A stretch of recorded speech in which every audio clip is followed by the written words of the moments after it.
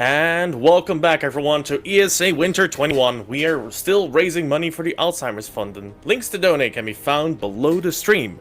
We'd also like to thank Kui Tecmo Europe for Nio 2 at the complete edition, Twitch and ViewSonic for sponsoring this event. Now, after that enormous bid war and that insane snipe at the end, we actually had some counter bids with some donations to go as well. We had an anonymous $35 donation. Thank you for that one. We had Redman with $10 who says, "Let's go Hack 21," who sniped Hack 21. Then Nico Hart came in with $10, who only said, "Bean." Thank you for that one, Nico.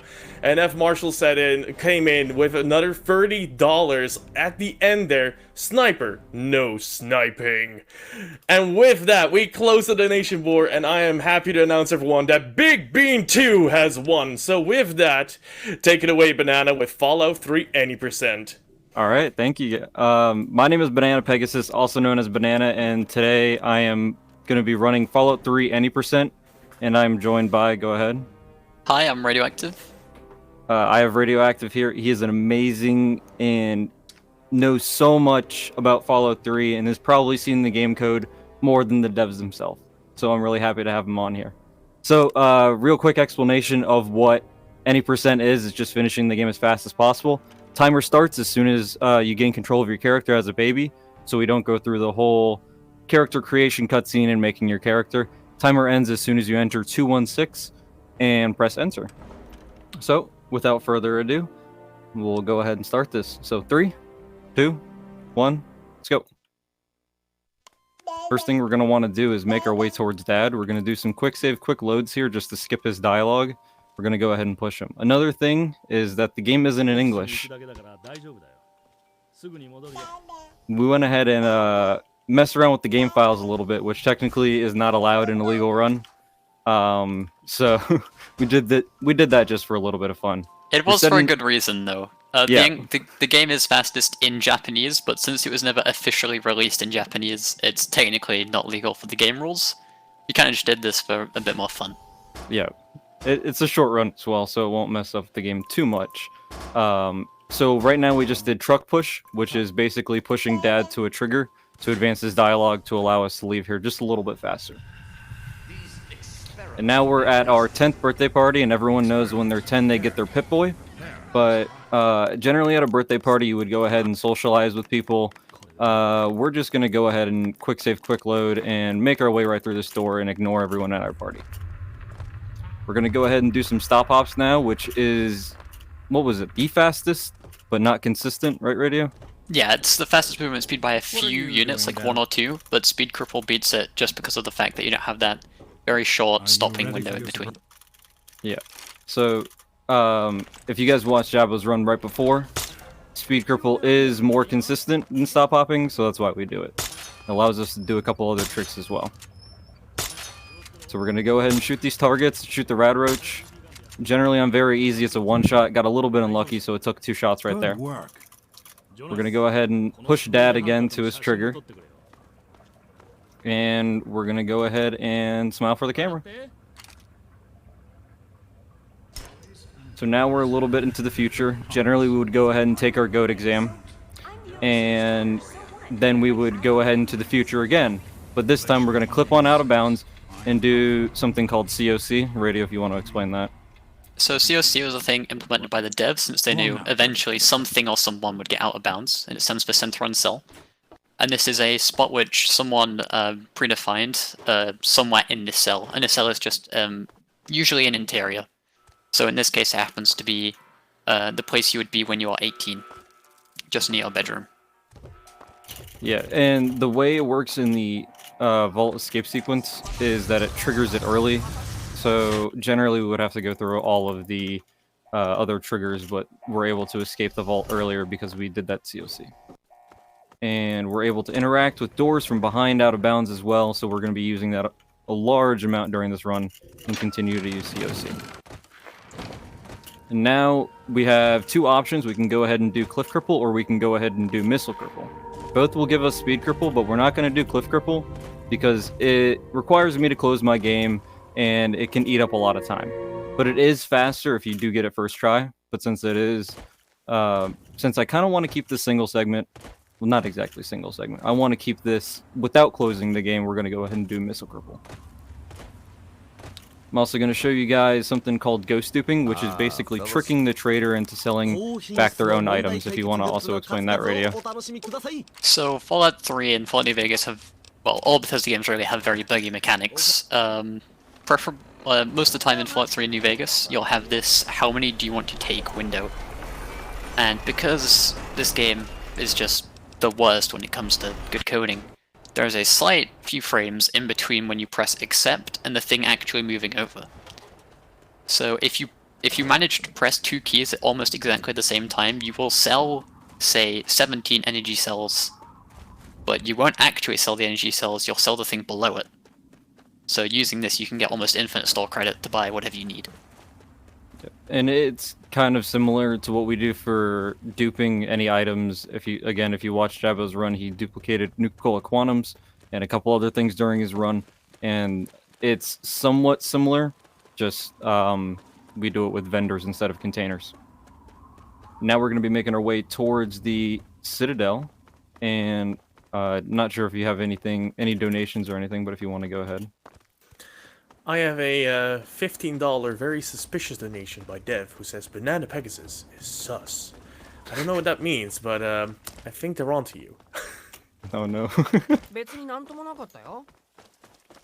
So yeah, we're going to be making our way towards the Citadel, and we're not going to go the regular route. We're going to make our way through the inside of buildings, and we're going to be inside the Citadel before we actually get even the fast travel for it. And generally, buildings aren't loaded whenever you're out of bounds. So we're going to be making our way back through here, and inside the Citadel you would see Brotherhood of Steel and a whole bunch of other people behind there. Well, inside there, and it would just be whole crowd. But since we're inside before it's loaded, nothing's there.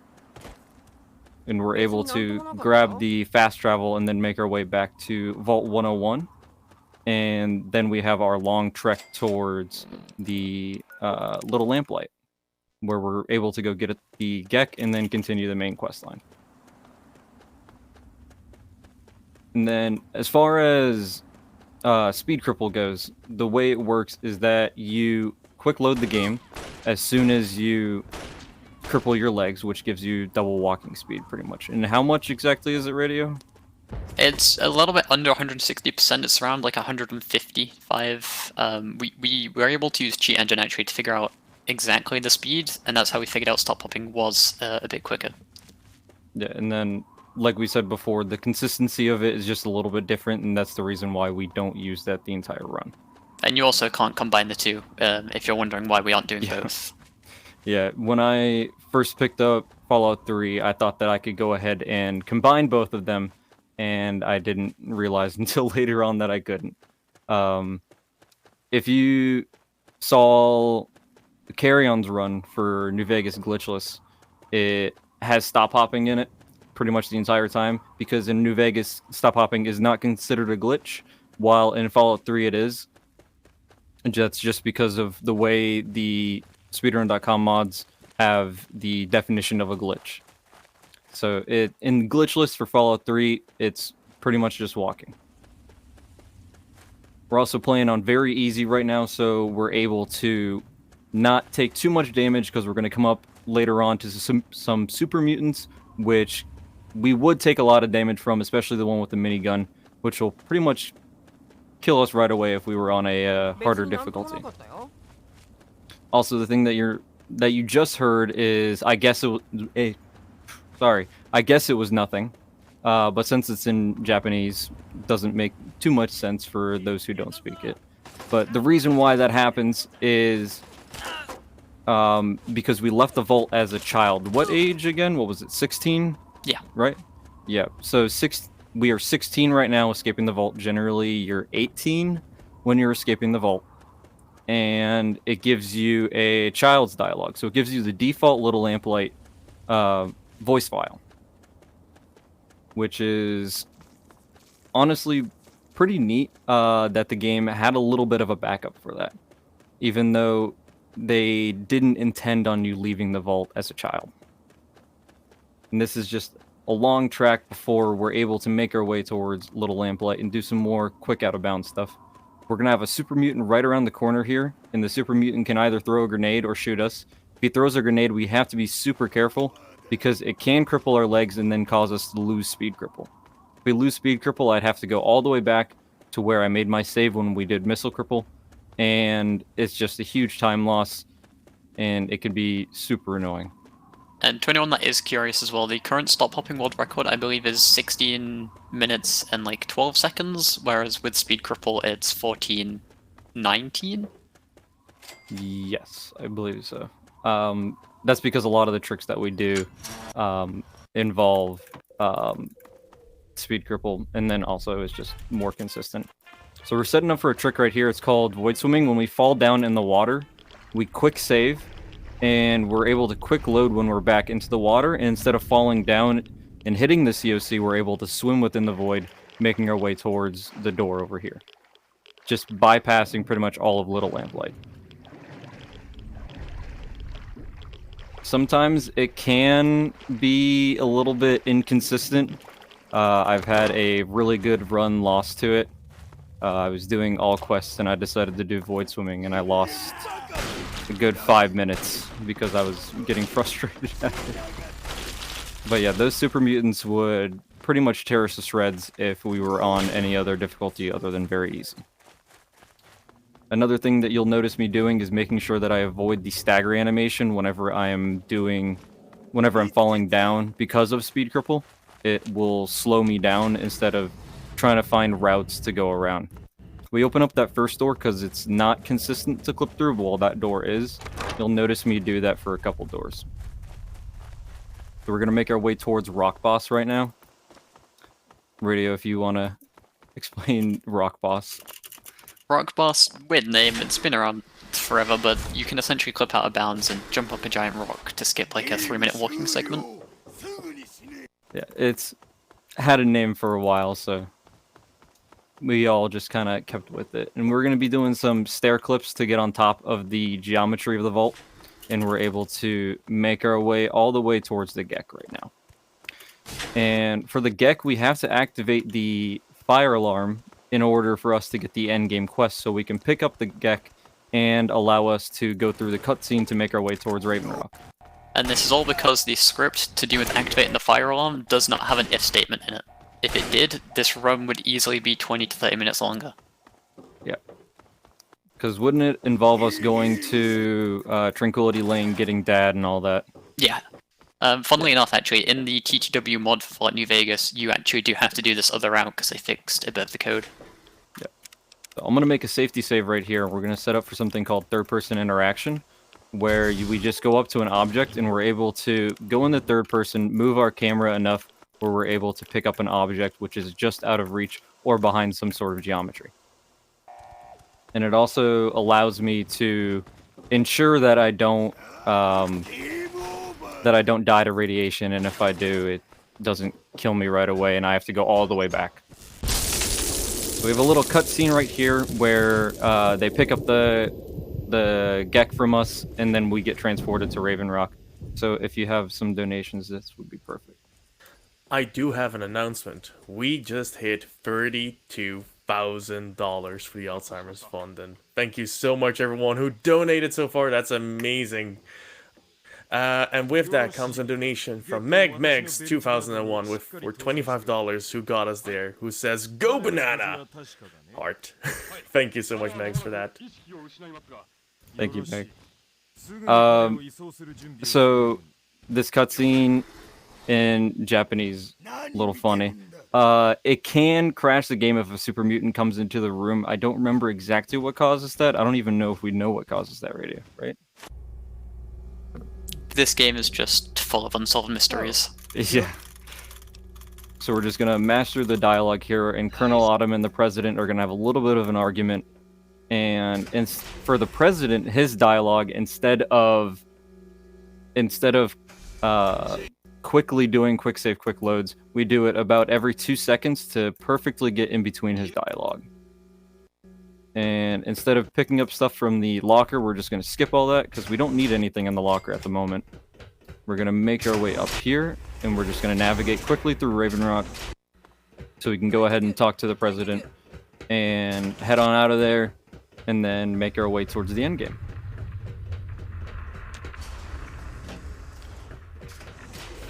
So these Enclave soldiers can open up the door for us, and sometimes they'll just stand behind the door and wait for us to open it. This clip is difficult. Sometimes it'll work, sometimes it won't. Sometimes it'll go up. It's a difficult clip just because of the angle that it's at.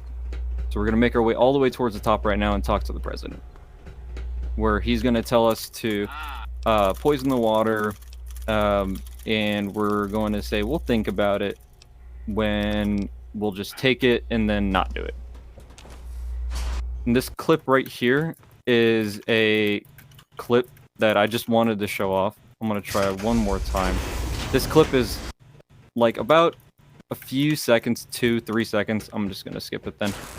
It causes us to COC into a part over there, but we have to backtrack to this area to hit a trigger for the this sequence to happen.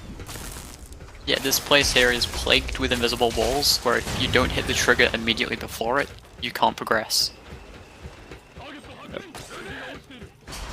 So we're going to go ahead and spam our Pip-Boy, make our way towards the Citadel, and we're going to go all the way towards... We're going to ignore the Citadel, and generally you would go ahead and talk to Elder Lion and do a whole bunch of stuff, but we're just going to ignore that. So I'm going to show something off too. This is called Time Stop, if you want to explain that, Radio. Because this is a single player game and was only ever meant for that, when you bring any menu up, time pauses. And there's two types of things that the Pip-Boy does. One, puts an input enable layer on you, so you can't move, and two, freezes time. If you somehow manage to close your Pip-Boy but still keep a menu open, then you can still walk, but time will be frozen, and this means you don't change animation, you can't interact with triggers, so it's as close to stopping time as you can get. Alright, so we're just going to ignore all these Enclave soldiers, make our way towards the Rotunda. We're going to clip into here, and... oh, missing it a little bit. If I can get in. This clip is a little bit difficult to get into. Oh, and sometimes it'll throw you around like this. There we go. Now we can go ahead and talk to Colonel Autumn. And time will be here. 1, 2, 3. And time. So a fun little thing here as well. Doing this ending to the game will soft fork you if you do DLCs due to, I believe it's Scribe Rothschild just not talking to you. Yeah. So... that is Fallout 3 any%. Huge shoutouts to Radio for really pushing me to get into speedrunning Fallout 3. Same thing with Jabbo. Jabbo, huge inspiration to me. Everyone in his Discord, thank you guys. Thank you for all my friends that came out here and supported me as well. So that's it for me. You have anything, Radio? No, just thank you for having me. It's been a blast. Yeah. GG Banana, that was amazing. 16 minutes, 16:01 is what I see on the timer here. I'm going to be closing this off with a donation by Jabo, who did the Fallout 3 run before this, with $20 for both crashes. Also, Banana's the best. I love you, buddy. Let's get that bread. I had to say that before you were gone. Yeah. By the way, a 3-hour run of Fallout is probably like the time most of us need to get out of Character Creator. This run, however, lets us not even decide on our stats normally, so seeing this game get blown apart like this is amazing. Thank you so much for showing it off, Banana. Absolutely. Thank you guys for having me here. We're gonna be right back after a small ad break, so don't go anywhere, everyone. We got Tetris coming up right after these messages.